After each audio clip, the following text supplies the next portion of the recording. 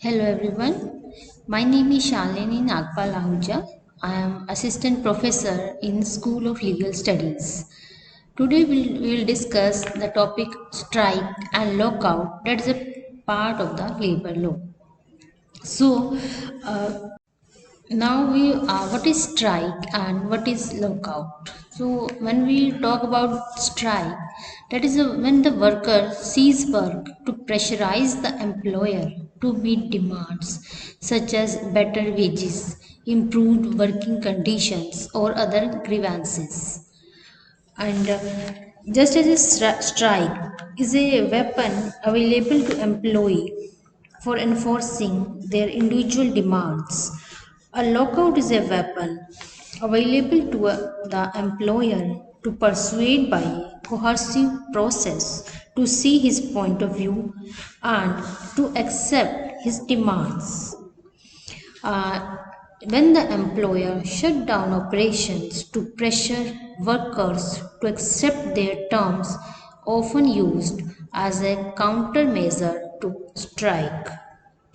So, in the struggle between capital and labor, as the weapon of strike is available to labor and is often used by it, so is the weapon of lockout available to the employer and can be used by him. The use of both the weapons by the respective parties must be subject to the provisions of the Industrial Dispute Act. Chapter 5 of the Labour Law, which deals with strike and lockouts, clearly brings out the antithesis between the two weapons and the limitation subject to which both of them must be exercised. Now, what are the reasons why this? What is the causes of strike? Strike can occur because of the following reasons: dissatisfaction with company policy, salary and incentive problems, increment not up to the mark, wrongful discharge or dismissal of workmen, withdrawal of any concession or privilege, hours of work and rest intervals, leaves with wages and holidays, bonus, profit sharing, provident fund, and gratuity. So we can say the when we analyze the definition, there some requirements there should be there for the existence of a strike. Like there must be cessation of work. Next, the cessation of work must be by a body of person employed in any industry.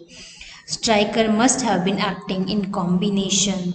The striker must be working in an establishment which can be called industry within the meaning of section 2J. Or there must be a concerted refusal or refusal under a common understanding of any number of persons who are or have been so employed to continue to work or to accept employment. They must stop work for some demands relating to employment, non employment, or the terms of employment or the conditions of labor of the workman. So these ingredients meet consideration in detail. Now, what is the legal framework in India about strike and lockout? So, Industrial Disputes Act 1947 govern strike and lockout in India. It emphasizes dispute resolution mechanism to maintain industrial peace.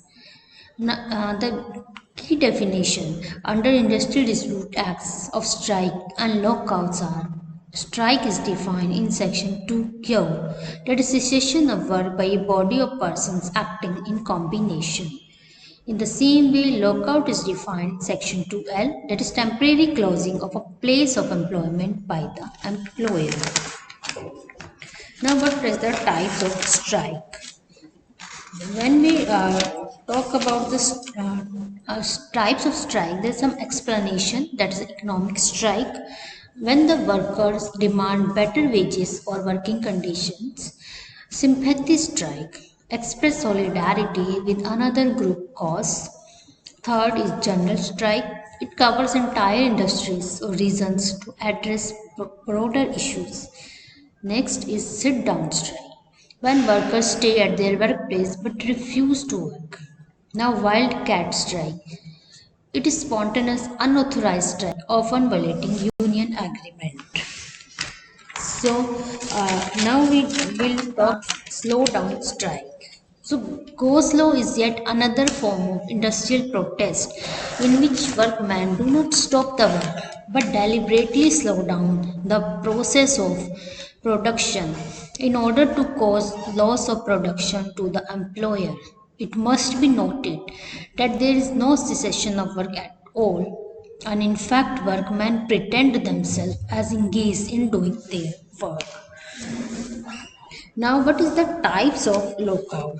When we talk about the types of lockout, so that's a defensive lockout. Defensive lockout is it is used as a reaction to strike, protecting the workplace or business interest. Next is offensive lockout. When employer use this proactively to gain leverage over workers during disputes. Next is additional examples. We can say mention prominent lockout like the 2001 Bharat Gold Mine lockout, showcasing its economic and social impact. So, Section 22 of the Industrial Dispute Act provides that no person employed in a public utility service shall go on strike or lockout if without giving to the employer notice of strike within 6 weeks before striking or within 14 days of giving such notice or before the expiry of the date of strike specified in such notice or during the pendency of any conciliation proceeding before a conciliation officer and 7 days after the conclusion of such. Now, what is the prevention and resolution? How we can prevent strike? So there are effective communication between management and employee and clear grievance redressal processes and collective bargaining agreements to preempt disputes. So these are preventive measures. There are some other resolution methods also, like mitigation.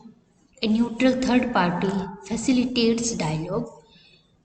Next, conciliation. That is a formal process, often government initiated. Next is arbitration. That is a neutral arbitrator provides a binding solution. Next is adjudication, when the cases are taken to labor courts or tribunals. So, the next issue whether the workmen are bound to specify the date of a strike in a notice given under section 22, the answer should be affirmative in view of rule 71. When we talk about lockout, so in a similar circumstances, the lockout has been prohibited in the public utility service also. So section 22 of the act provides that no employer carrying on any public utility service shall lock out any of his workmen without giving them notice of lockout as hereinafter provided within 6 weeks before locking out, within 14 days of giving notice, before the expiry of the day of lockout specified in any such notice as aforesaid, or during the pendency of any conciliation proceeding before a conciliation officer and 7 days after the conclusion of such proceedings. So it makes clear that the employer has to comply with the same condition before declare the lockout in his industrial establishment which the workmen are required to comply with before they go on strike. The condition for both the parties are same. If these conditions are complied with, the employer has authority to declare lockout and that lockout so declared shall be legal. It means that if there is already in existence a strike, the notice of lockout is not necessary. And if there is already in existence a lockout, the notice of strike is not necessary. So in such cases, the party have to spend intimation of such lockout or strike to such authority as may be specified in this behalf by the appropriate government on the day on which it is declared. Thank you.